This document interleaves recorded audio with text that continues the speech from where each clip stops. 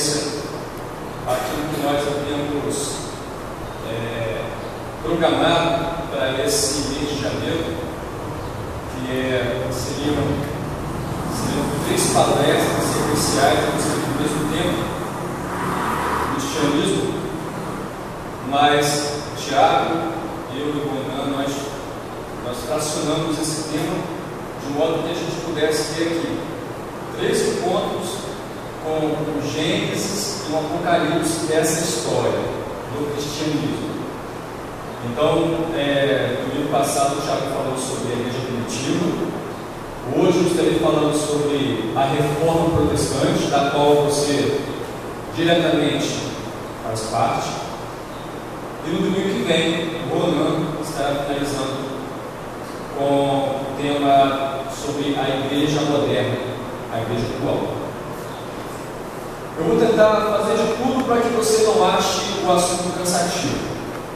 Eu não sei se você na escola estava bem com a matéria de história, mas é uma história que faz parte de nossas vidas, da nossa formação cristã.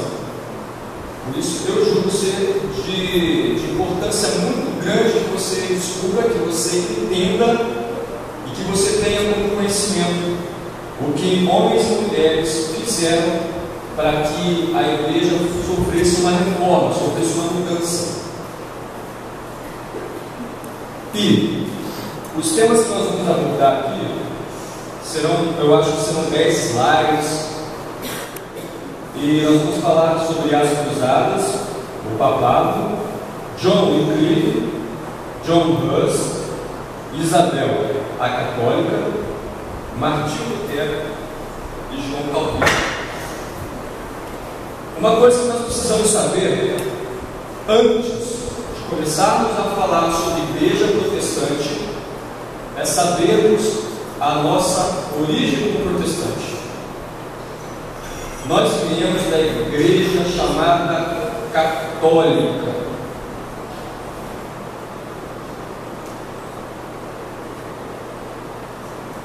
A igreja católica, ela, no seu princípio, era a igreja cristã. Acontece que a igreja, depois que os apóstolos morreram, os homens mais importantes da igreja eram chamados de pais da igreja. Eles eram os mentores da igreja. Os apóstolos já haviam morrido. E o Tiago, aqui no finalzinho da palestra dele, ele falou sobre alguns. Irineu de Lyon, Policarpo de Esmirna, Orígenes e outros mais. Esses homens eles eram, na sua grande maioria, alunos dos apóstolos. Então eles fizeram esse link da igreja de Jesus Cristo para a igreja ali por volta do século do ano 100, do ano 200. E a igreja se torna católica porque já no tempo de João, e católica, por favor, quero que você entenda isso, católica significa, muito obrigado, eu me precavi e comprei na padaria essa água, porque senão tem falta de água, não é? Obrigado, Deus. Eu fui lá correndo. Então, a palavra católica significa, ou católico, significa universal. Por que a igreja se deu esse nome?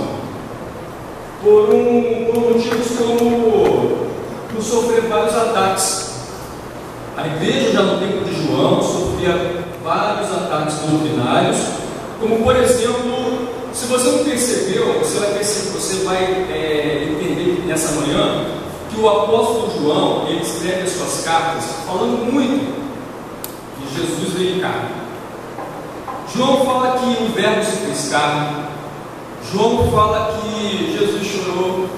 João, no episódio da mulher samaritana, ele deixa claro que os discípulos foram comprar comida e que Jesus sentiu sede. Por que João ele enfatizou sempre em suas cartas que Jesus veio em carne? Porque havia uma doutrina antiga chamada de docetismo. O docetismo significa parecido com. Essa doutrina, ela entrou na igreja e ela começou a pregar que Jesus não veio em carne. Jesus não era homem. Jesus, ele era um espírito evoluído, mas ele tinha uma aparência humana, mas não era homem, de modo que ele conseguia vencer coisas que nós seres humanos não conseguíamos. Então era uma figura divina, em que não sentia fome, não sentia sede, não sentia tentação. Acontece que Jesus, para os docetistas, ele fez de conta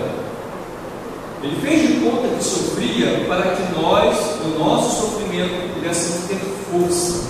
Ou seja, Jesus fez de conta que era homem, mas não era, que não sofria tentação de maneira alguma, e ele só estimulava a nossa fé. Essas doutrinas, elas entraram na igreja no tempo de João e fizeram alguns estragos. Surgiu também no meio da igreja, ali por volta do ano 140, um homem chamado Marcião. Marcião, ele trouxe algumas dores de cabeça para a igreja, porque ele trouxe algumas heresias. Alguma dessas heresias era a seguinte, eram várias. Ele dizia que o Deus do Antigo Testamento não era o mesmo Deus do Novo Testamento. Ele dizia que o Deus do Antigo Testamento era criador, mas era um Deus superior, porque ele tinha que mandar matar, ele tinha que mandar botar fogo em tudo. E o Deus do Novo Testamento era um Deus superior, era Pai de Jesus, era um Deus de amor. Então ele dizia que era um Deus, só que eram dois deuses ao mesmo tempo, um Deus inferior e um Deus superior. E isso conseguiu ganhar uma dimensão dentro da igreja. Então a igreja, ela se viu obrigada nesse momento a se reunir. Então a igreja, ela sofria ataques e ela precisava mais do que nunca compilar seus livros. A igreja, os cultos, ela não tinha essa preocupação, ela não tinha esse livro que você tem hoje na sua mão, em ordem, não, eram os rolos. Então a igreja, ela se defendeu, ela se protegeu desses ataques, ela se cercou. Então as igrejas que estavam espalhadas, elas passam a ter um só pensamento, elas passam a ter uma só conexão. A igreja de Alexandria, a igreja em Antioquia, a igreja em Jerusalém, a igreja de Roma, todas elas tinham um só modo de pensar, e esse modo de pensar se chamou universal. Esse modo de pensar se chamou católico universal. Então a igreja, ela se defendeu, ela criou um campo de força e ela adotou esse nome para ela, Igreja Católica. Não tem nada a ver com a igreja católica de hoje. Foi naturalmente uma palavra do grego, ok? Nós vamos agora entrar já de cabeça agora no assunto da Reforma Protestante, mas eu não poderia evitar de falar sobre as cruzadas. Eu acho que alguns de vocês têm uma vaga lembrança do que eram as cruzadas. Vale lembrar também que no momento que as cruzadas aconteciam, elas não recebiam esse nome. Ninguém lá naquele momento dizia: olha, nós vamos hoje fazer uma cruzada. Não, eles diziam: nós vamos hoje fazer uma guerra santa, porque era uma guerra religiosa. As cruzadas, a Terra Santa, Jerusalém, ela despertava nos cristãos um grande fascínio, um grande mistério. Tinha uma aura, era a terra do Senhor Jesus, mas só que a Jerusalém estava muito distante da Europa. Então os cristãos europeus, eles ficavam assim: Jerusalém, quem me dera se eu morresse em Jerusalém, quem me dera se eu pudesse um dia estar em Jerusalém, onde a capital, a terra do Senhor, a cidade eleita. Então, quando Constantino se converte, Constantino então era o imperador romano, foi o primeiro imperador romano a converter-se. Existem aí, entre cristãos e historiadores, várias divergências se Constantino de fato se converteu, porque acontece que Há muito tempo, ele e com seu exército estavam acampados, e aí um meteorito cai do céu, e alguém fala assim: olha, esse é um sinal de que Deus está com você. O Deus dos cristãos está com você, Constantino. Então ele toma isso para ele e quer saber mais a respeito desse Deus. E aí alguns historiadores dizem que Constantino teve uma visão, a visão de uma cruz. E nessa visão, uma voz surge, alguma coisa assim, e diz assim: olha, com este sinal você vencerá. Então ele passa a pintar cruzes nos escudos dos seus soldados. Os seus soldados, então, eles têm o símbolo da proteção do Deus dos cristãos. Constantino vence as suas lutas, as suas batalhas, e ele obriga que seus soldados também se convertam ao Deus dos cristãos. Então fica proibido qualquer outro tipo de religião sem ser o cristianismo no Império Romano.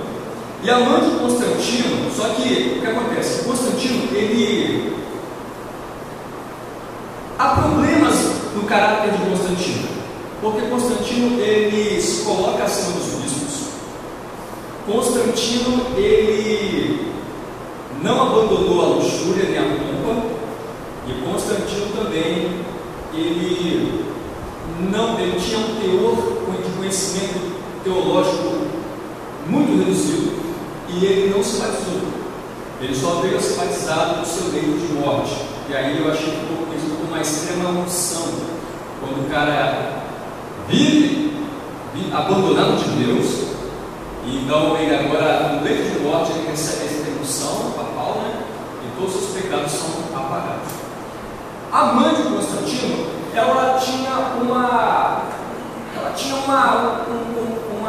curiosidade muito grande de estar em Jerusalém. E ela vai a Jerusalém.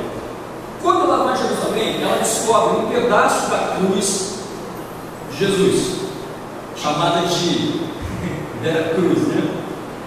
Então, as pessoas que iam a Jerusalém diziam que tinham encontrado várias coisas assim absurdas, como por exemplo, o leite da Virgem Maria. É sério, encontraram lá recipientes com leite da Virgem Maria, porque era o leite que Jesus tinha mamado, tinha tomado. Era o leite, assim, não era o leite, era o leite de Jesus, do menino Jesus. Alguns encontraram os dentes de João Batista, e outros também encontraram ossos dos patriarcas. Então, criou-se assim muitas lendas em Jerusalém, a ponto dos cristãos europeus quererem um dia morrer na Terra Santa. E aí o que acontece? Quando os cristãos pecavam, e alguns pecados pesados, o Papa ele teve a ideia de falar o seguinte: olha, para que você possa ter esse pecado perdoado, você precisa peregrinar até Jerusalém. Então vários foram a Jerusalém, organizaram caravanas e foram na Terra Santa, e era muito chão, tá? Era muito chão. Então, chegando lá, eles tinham seus pecados perdoados. Só que houve um problema. Jerusalém, quem tomava conta de Jerusalém? Era o governo muçulmano, eram os turcos. Então, os turcos, eles respeitavam a fé cristã. A maioria dos turcos respeitava a fé cristã. Acontece que quando alguns desses cristãos voltavam para a Europa, eles disseram que sofreram assaltos na estrada, sofreram esse tipo de perigo. Então o Papa ele teve uma ideia. Falei: olha, vocês precisam ter proteção para fazerem as peregrinações. E as pessoas começaram a ir a Jerusalém armados. Então você vê vários crentes na época indo a Jerusalém na peregrinação, na penitência, em pequenos exércitos. com medo de serem assaltados, com medo de serem molestados. A Europa estava passando por uma grave crise de fome. A Alemanha brigava com a Espanha, a França queria ter um território ali do outro país, ficava nessa briguinha, então eles iam se matando. Aí rolou também uma grande epidemia, onde as pessoas, o sangue não circulava, né? Apodrecia a perna, apodrecia o dedo, caía, as pessoas estavam morrendo com fome. E o Papa teve a ideia: olha, nós vamos tomar Jerusalém da mão dos muçulmanos. Nós vamos ir para uma terra onde mana leite e mel. Não haverá mais dores para vocês, para nós. Nós vamos em busca da terra prometida. Mas o que o Papa queria era terra.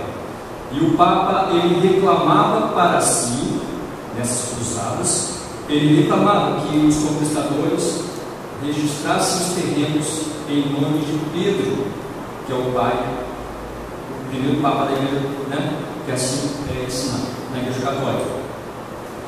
Então os cristãos foram e organizaram a primeira cruzada. O que acontece?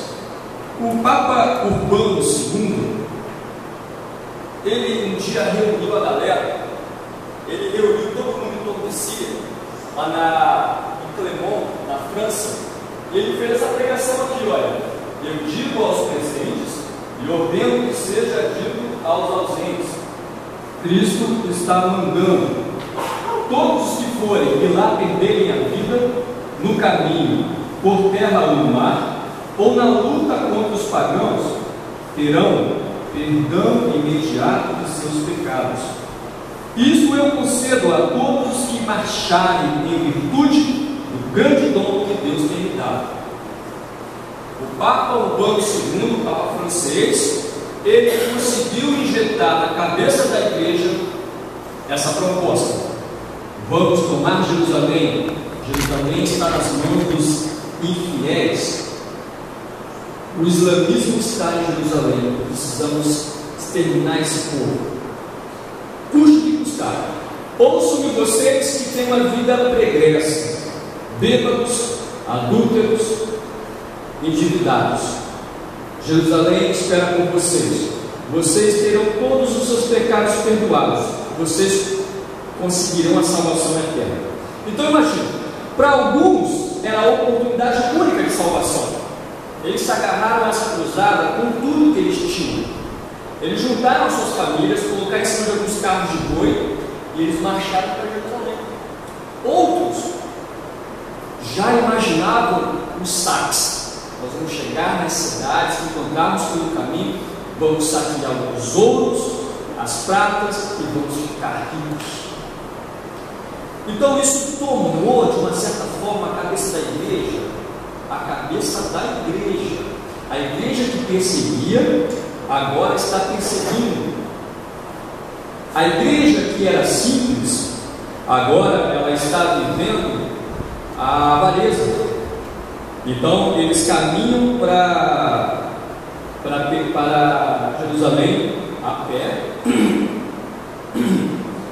E no meio do caminho, alguns desses soldados de Cristo, eles começam a matar judeus. Eles chegavam em alguns vilarejos, todo aquele que não fosse cristão era uma praga.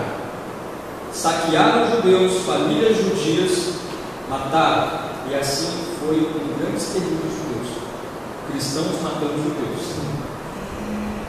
E aí, aconteceu também que a igreja organizou a Marcha das Crianças, a Cruzada das Crianças. A igreja, ela tinha em mente que Deus, ele estaria a favor da igreja através da inocência das crianças. As crianças, elas simbolizam a pureza, a inocência, que também aqui nas imagens de alguns adolescentes. Essa é uma figura que aqui, olha, você vê aqui um monge, né, um franciscano, ao que parece, um frade, abençoando de mãos levantadas essas crianças. Você pode perceber que a fila é muito grande. Então, a Europa, a Alemanha, a França e outros países também, eles se organizaram para esse primeiro entendimento. E as crianças aqui, olha, você pode ver que há uma mãe chorando. Olha, aqui há uma mãe se despedindo.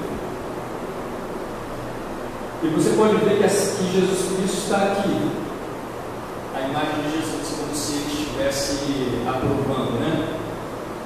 Então, a bandeira da cruzada, né? A cruz, que é o símbolo do cristianismo, e essas crianças foram.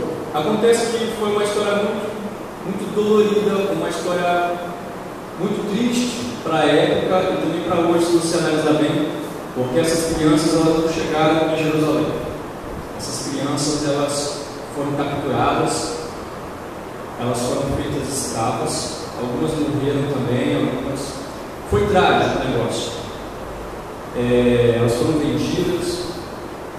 É uma história que a igreja cristã, ela, em nome da sua religião, em nome do seu propósito, ela conseguiu causar. É curioso isso. Agora, o Papa, ele sempre foi o líder da igreja, né? Papa é um termo carinhoso, né? Em respeito para a palavra pai, né? Papa. É o pai da igreja.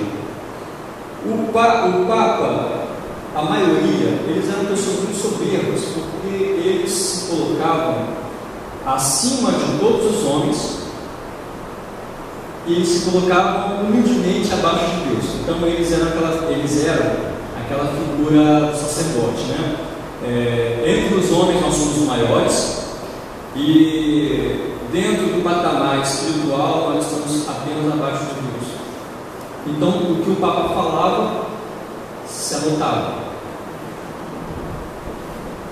Acontece que o Papa ele começou a intervir também dentro da política. Então alguns reis só poderiam tomar decisões se o Papa aprovasse. Alguns reis estavam na mão de alguns papas. Outros reis conseguiam manipular alguns papas, oferecendo dinheiro, oferecendo riqueza, oferecendo conforto. E nesse meio tempo também, que eu quero ressaltar aqui sobre a doutrina do purgatório. A doutrina do purgatório, ela surgiu no período papal, onde Agostinho, né? Agostinho era papa, ele era bispo de Hipona, na Nigéria. Agostinho, ele tem escritos formidáveis, respeitadíssimo até nos evangelhos.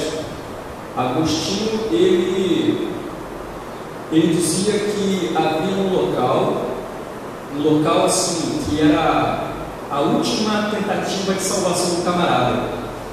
Ele suspeitava, né, que esse local fosse um local assim, do além, aonde era uma oportunidade para que aquela pessoa pudesse se converter. Acontece que ele não levou essa doutrina à frente, mas o seu discípulo, o Papa Gregório, ele existe sim purgatório. Existe purgatório. Então, a igreja, ela colocou da seguinte forma: olha, quem tiver um parente no purgatório, precisará realizar algumas missas, precisará também dar esmolas, precisará também acender velas, tudo em prol do falecido ou da falecida. As missas eram pagas. Então a igreja também viu isso como uma fonte de lucro. Nós, ali na escola dominical, chegamos à conclusão de que a igreja abortou essa ideia do purgatório. Segundo o Vinícius falou, Vinícius também era católico, disse que isso acabou dentro da igreja. Não sei se em todos os católicos, né? Não sei se todos os católicos entendem hoje assim. Mas, segundo a reportagem que o Vinícius assistiu, a igreja chegou a esse consenso, que não há purgatório. mas é uma doutrina que se arrasta séculos. Eu acho que na cabeça de alguns isso não foi apagado. Então, 4 coisas aqui que ficaram marcadas, que em 1215 o Concílio de Ladrão promulgou pela primeira vez a doutrina da transubstanciação. Alguém que sabe o que é transubstanciação? Levanta a mão, por favor. Sabem, né? Transubstanciação é o seguinte: no momento da ceia, o pão ele se transformava dentro de você a carne de Cristo. O vinho se transformava dentro de você, a substância se transformava em sangue de Cristo. Então você literalmente comia da carne e bebia do sangue de Cristo. Essa doutrina ela ficou muito forte, se arrastou durante muito tempo. Aqui no segundo tópico. Ainda é assim, né? Oi? Ainda é assim. Em alguns cultos ainda é assim. É assim mesmo. Na igreja católica, né? No segundo tópico foi decretada a Inquisição. Olha só, a Inquisição, que ordenava cada bispo investigar as heresias que poderia haver em sua diocese e extirpá-lo. Então, o Papa ele tinha o poder de mandar um camarada para o fogo. Nós podemos ver também na história uma mulher francesa, que você sabe quem é, vou perguntar se você conhece. Essa mulher era uma guerreira e ela foi enviada para a fogueira. Quem sabe quem foi essa mulher? Joana d'Arc. Essa mulher, ela se disfarçou de homem, né? Para poder lutar contra os inimigos do seu país. Vocês estão entendendo que a igreja, olha só, faz uma análise da linha do tempo. A igreja que você viu lá na igreja primitiva, sofrendo, tendo que se esconder dentro de buraco, de caverna, agora a igreja estava assim. A igreja mudou o seu caráter. Ela passou, depois de Constantino, ela que estava no meio do barro, passou a estar no meio do outro. Então, até o culto, o sacramento, né, os objetos passaram a ser dourados, passaram a ganhar esse caráter imperial. Então, alguns membros da Igreja Católica não suportaram ver a sua igreja assim, a igreja cristã. Alguns homens se levantaram contra a igreja cristã. Esses homens, então, foram chamados de pré-reformadores. Vários, em lugares diferentes, mas alguns se destacaram mais do que outros. Alguns foram mortos, foram perseguidos, outros voltaram atrás porque estavam sendo ameaçados de serem queimados, vivos. Mas uma figura que chama atenção é John Wycliffe. Deixa eu falar de John Wycliffe. A Nana estudou, acho que está estudando. John Wycliffe, ele nasceu na Inglaterra, uma típica aldeia inglesa. Ele ficou muito famoso na Universidade de Oxford, e aqui Oxford lembra John Wesley, né? A mesma universidade onde ele estudou.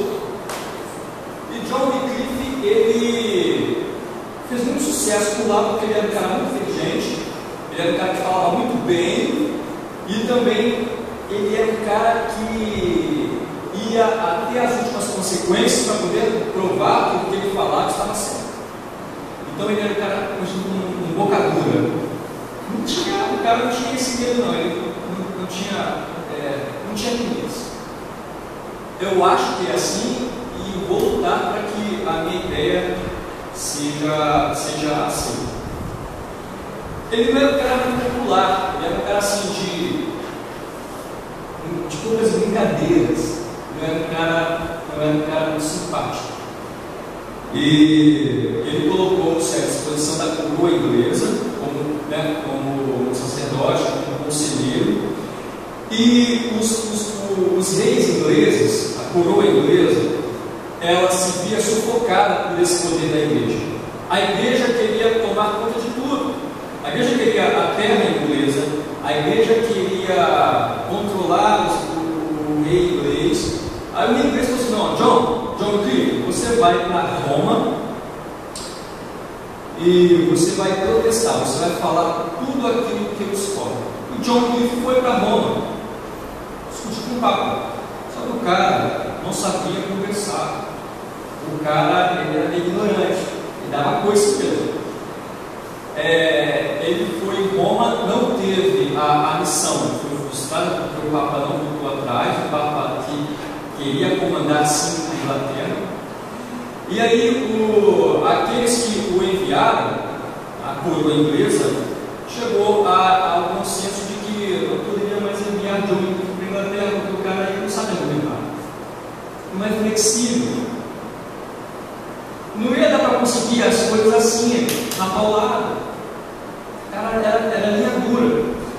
Então, chegou um momento que os estudos bíblicos de John Cliff desafiavam não só a igreja, mas também desafiavam o Estado. Quando tocou no Estado, o Estado que mandou ele para Roma foi o mesmo Estado que abandonou ele mais tarde. Então ele ficou abandonado, ele tinha muitos discípulos, porque ele era um professor de teologia, mas ele ficou desamparado. Mas ele escreveu muitos livros, entendeu? Esses livros eles foram multiplicados, eles alcançaram esses livros alcançaram muitas pessoas. E John Cliff, ele não concordava com a doutrina da transubstanciação. Ele dizia que não, o sangue, o vinho não vira sangue, nem o vira carne. Isso está errado, isso não é bíblico. E também John Cliff ele disse que o padre era o anticristo. Então o cara morreu assim. Ele morreu abandonado, mas ele deu a sua contribuição para a reforma. Logo depois dele, veio lá na República Tcheca, hoje, né, que antigamente se chamava Boêmia, nasce John Hus.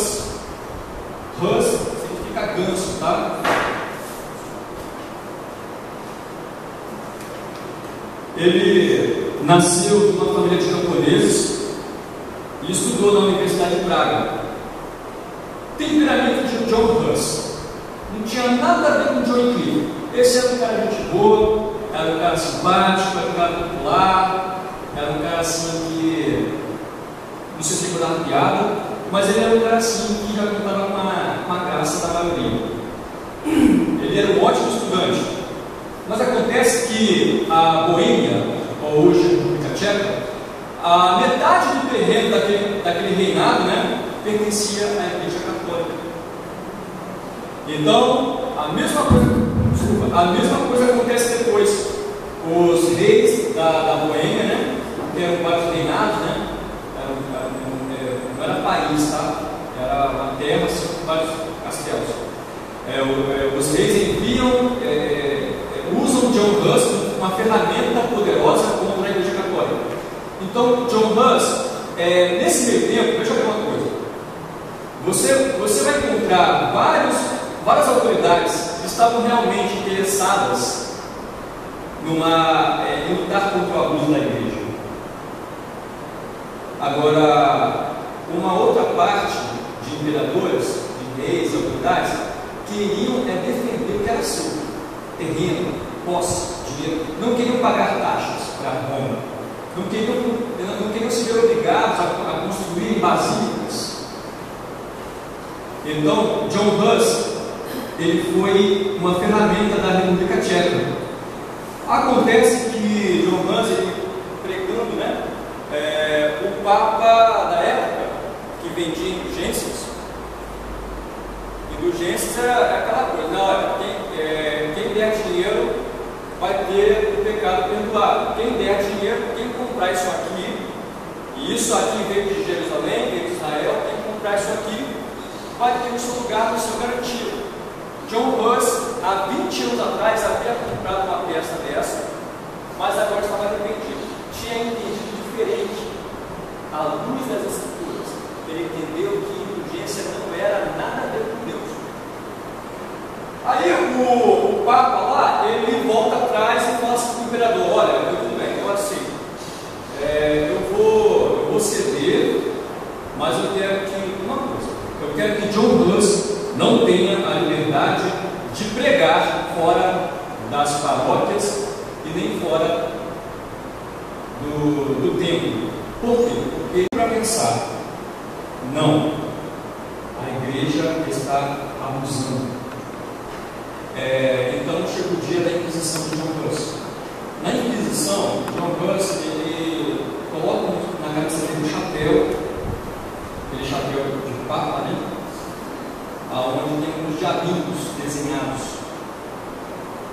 e como se ele fosse um herege de fato. Então ele coloca esse chapéu nele, os seus livros são queimados na frente dele, e enquanto ele está morrendo, queimado, ele fala uma frase que foi marcada até hoje, né? Que é a seguinte frase: podem matar o ganso, como eu falei, Hus significa ganso, podem matar o ganso, mas daqui a 100 anos virá o cisne, e a esse vocês não poderão matar. Daqui a 100 anos virá o cisne, e a esse vocês não poderão matar. É muito fortemente aceita de que essa é uma profecia com relação a Martinho Lutero, que 102 anos depois ele explode com a reforma.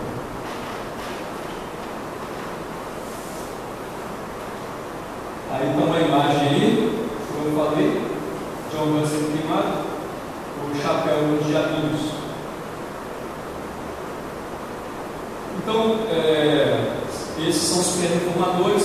Eles atuaram em áreas isoladas. Tudo isso contribuiu para que Martinho Lutero fizesse o que ele fez. Um pouco antes de Martinho Lutero, essa mulher que surge, chamada Isabel, ela é rainha de Castela. Castela é um local na Espanha, e ela era muito religiosa. Uma mulher muito cristã, uma mulher que investia horas de oração.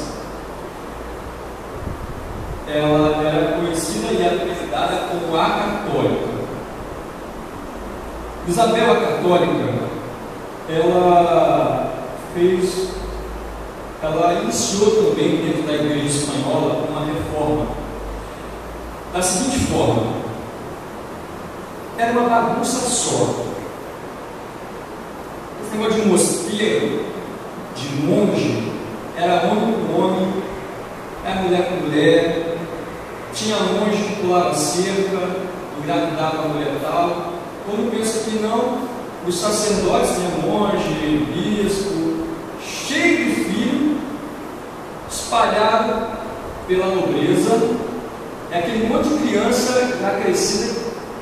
Dizia: olha, eu sou filho do bispo tal. O outro: olha, eu sou filho do bispo tal. Olha, minha mãe e o bispo tal tiveram um caso e eu nasci, e agora eu estou aqui para poder. Eu quero a minha herança, eu quero direitos.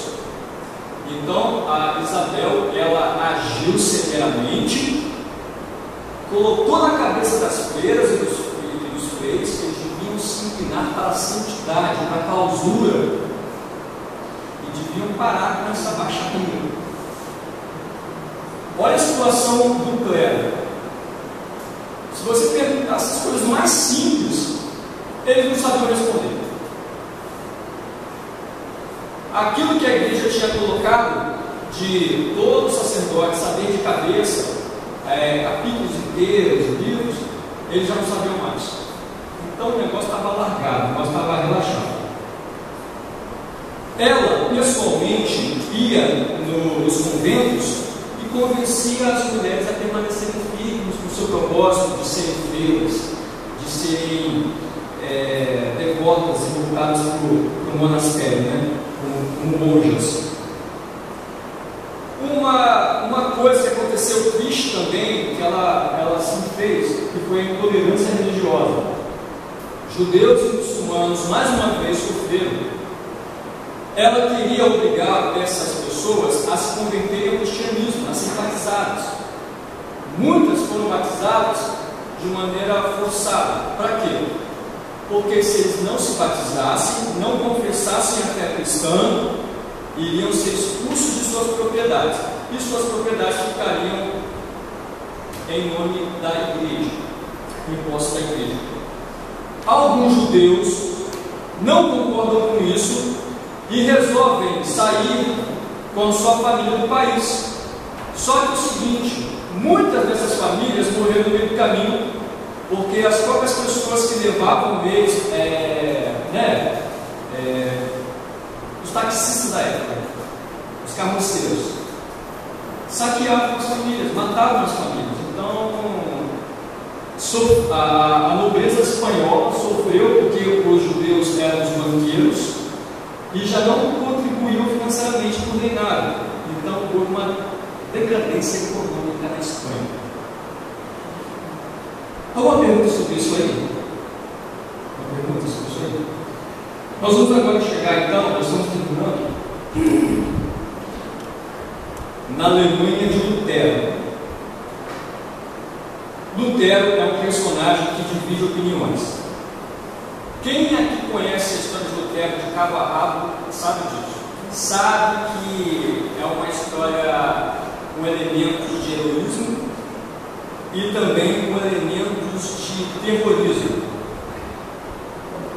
Lutero, ele, estudante em Wittenberg, na Alemanha, ele, quando tinha o seu pai, ele queria muito que ele fosse advogado, muito que ele fosse advogado, mas ele um dia, quando ele tinha 22 anos de idade, ele, raios caindo, tempestade, ele sente muito medo, aos 22 anos de idade, e aí ele faz uma promessa para Santa Ana: Santa Ana, se eu escapar vivo dessa, eu prometo que vou entregar a minha vida a Deus, ao monastério, vou virar um monge.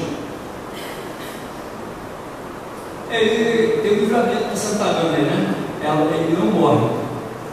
Ele não morre, nem um raio cai nele. Mas ele foi um cara assim, que teve muitos problemas com relação à aceitação. Ele não se aceitava. Fato é que os seus pais batiam muito nele. O seu pai castigava ele a ponto de tirar sangue. Então, quando Lutero lia as Escrituras e via a imagem de Deus como um pai, ele não conseguia aceitar essa imagem, porque se os meus pais me machucaram, esse pai, Jesus Cristo, também vai me machucar. Ele confessou que odiava a Deus.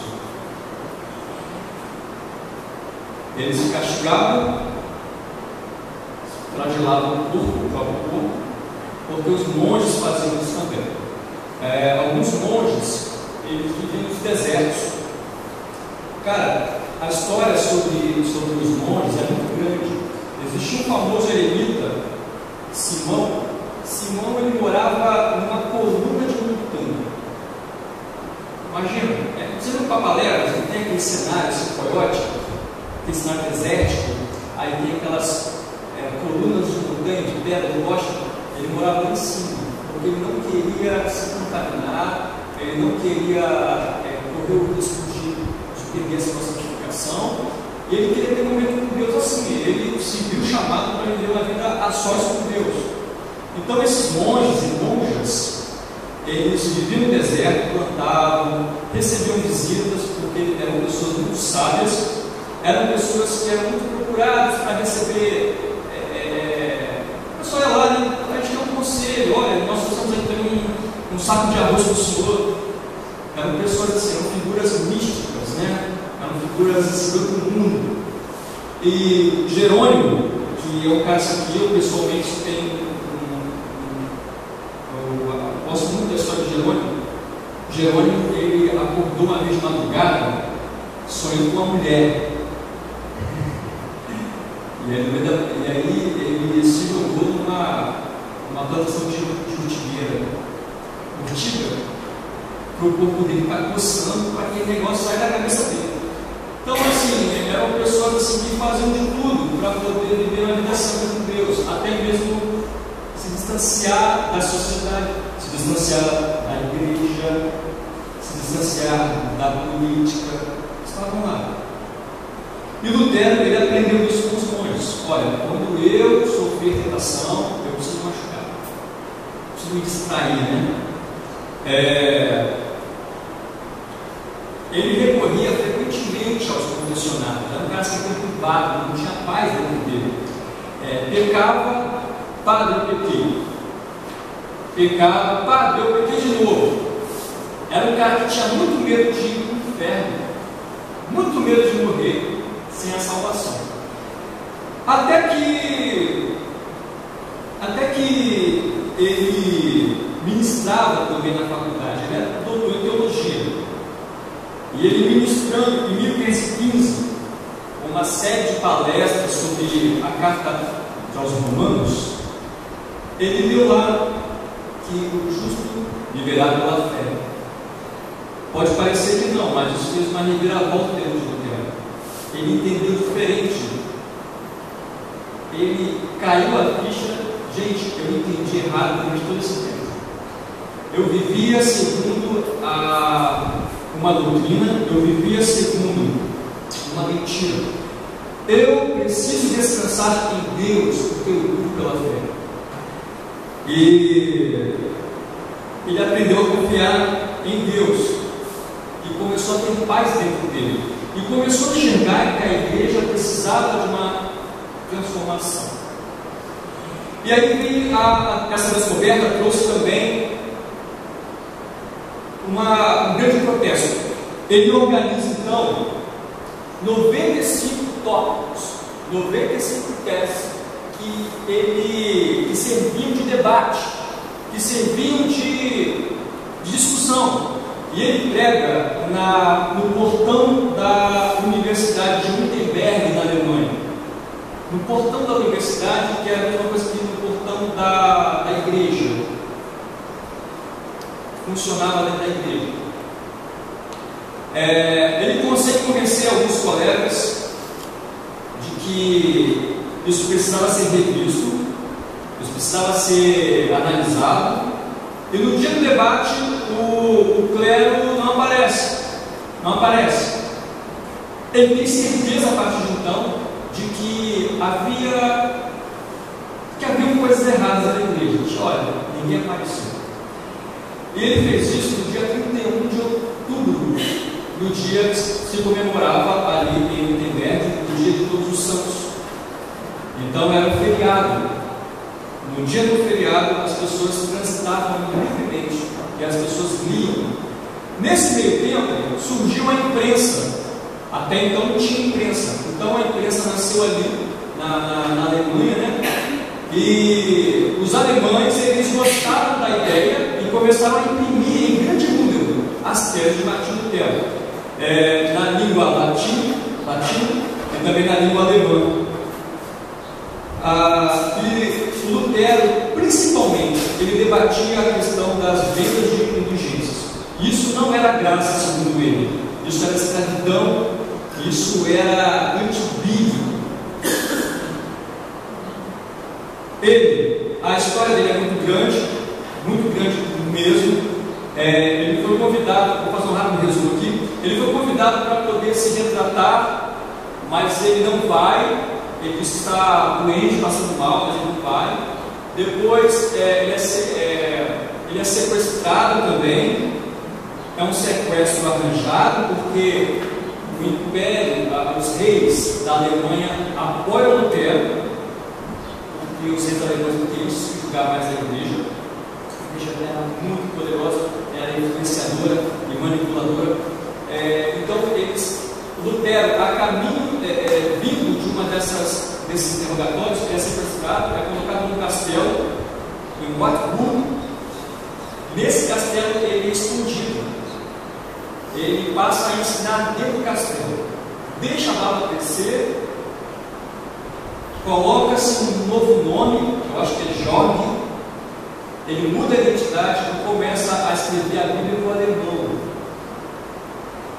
Depois, finalizando, essa história eu achei surpreendente. Ele ajuda a libertar 12 freiras. Sabia disso, mano? Sabia? Ele ajudou a libertar 12 freiras do cativeiro do convento. Uma dessas 12 freiras casou-se com ele, Dona Catarina. Ele lançou uma ilha no quarto. Então, esse casamento de Lutero fez com que os sacerdotes também se casassem. Então, era um rompimento com a igreja que estava atravessado. O final da vida de Lutero é muito controverso. Ele é acusado de antissemita, porque ele entendia que os judeus não eram o povo eleito, era o povo que matou o Senhor Jesus, era o povo que devia ser erradicado. Mandou perseguir vários judeus, e o final da vida dele se confunde aí entre esse terrorismo contra os judeus. Os judeus eles sofreram muito ao longo de toda a história cristã, porque eles eram inimigos da cruz de Cristo.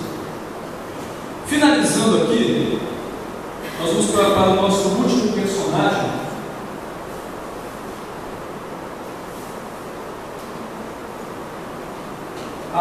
Essa é uma imagem do castelo de Wartburg, aonde ele ficou estudando e pregando e ensinando. E essa aí é a igreja de Wittenberg, que também funcionava como um centro de ensino. Esse portão aí, ele colocou quase 95 pés. E foi exatamente no dia 31 de 10 de 1517. O Brasil estava aqui engatinhando ainda, né? O Brasil 1500 estava engatinhando ainda. Essa igreja aí, ela hoje é centro de visitação, né? Ela virou patrimônio luterano, né? Para finalizando, essa figura aí é o João Calvino. Quando Lutero pregou as 95 teses no portão, Calvino tinha 8 anos de idade, era uma criança. Ele era católico também, mas ele nunca foi sacerdote. Mas ele não era padre, não era freire, ele não era nenhuma autoridade da igreja. Ele era apenas um estudante. Mas as pessoas o reconheciam assim, como pastor judeu. No Rio de Genebra, na Suíça. O Calvino, ele é uma figura muito comentada até os dias de hoje, no nosso meio evangélico. A forma de protestantismo que ele ensinou, que ele viveu, foi a voz do protestantismo em alguns países.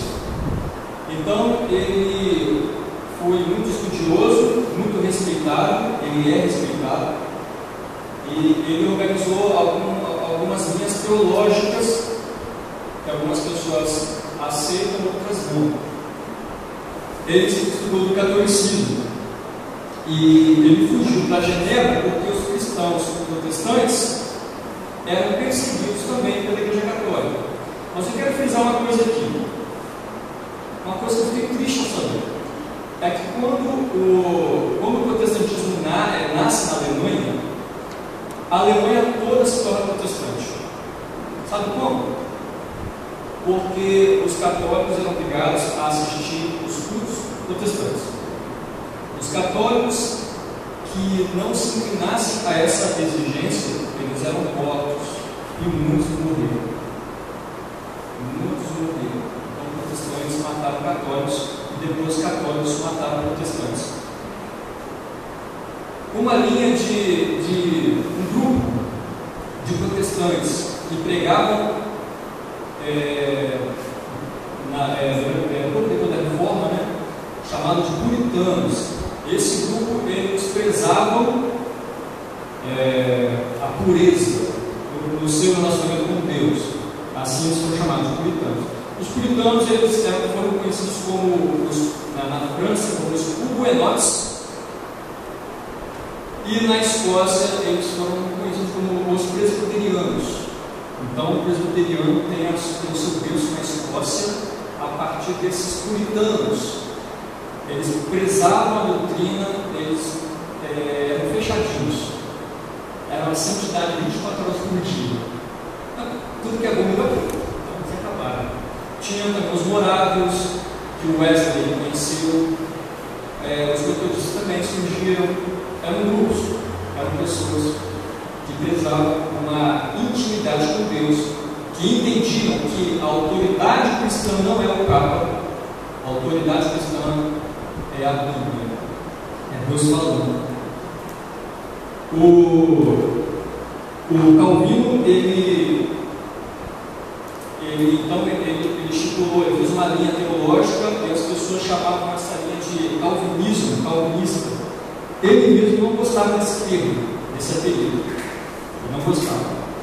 Então, uma doutrina central do calvinismo é a doutrina da eleição e da predestinação, onde Deus e todos os homens eles estão num estado de depravação total, onde eles não conseguem por si alcançar Deus.